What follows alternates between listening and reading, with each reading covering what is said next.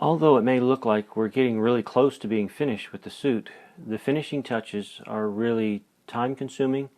You want to do them very carefully and take the time to do them correctly.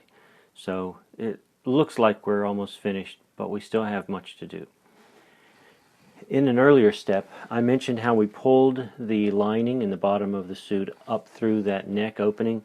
This is what you wind up with, a machine stitched seam there where the lining attaches to the suit fabric. This looks really nice compared to what you'll find in department stores. After you've done that, you want to fold it and press it so that your hem is pressed.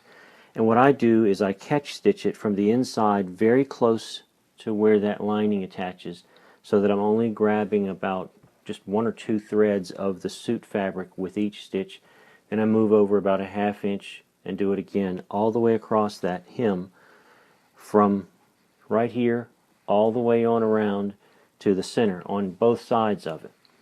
Now you'll notice you have an edge here that's on the inside of the front that's not finished. We're going to save that for later. Don't even worry about it right now. But when we get to it, what we're going to do is fold it under and press it so that it's going to look like that. And we'll just stitch that by hand so that that won't be a rough edge eventually. But right now, just let it stay and don't worry about it. What you have to focus on after getting this lining stitched is the vent in the back. And you want to hand stitch the vent in place, catch stitching both the left and the right sides of it.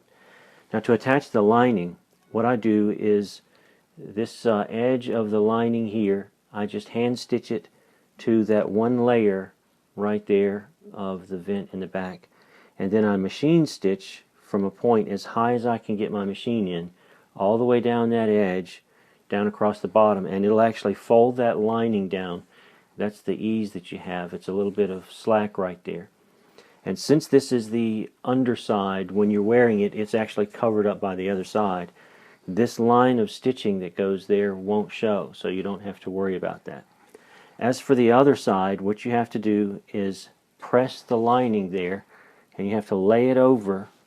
You can see that line right there, and then the other part folds and presses and lays over, and you have to hand stitch those in place to the left side of the vent. You're just going to have a line of stitching right there. Be careful not to go through all layers or it'll show on the back. You only want it to catch that top layer of the vent. And you may not can see, but this edge right here has a bevel to it. It's just pressed at an angle. That keeps that raw edge from showing right there. So hopefully you can see that. Once you're finished with all that, you can move on to some more of the finishing steps.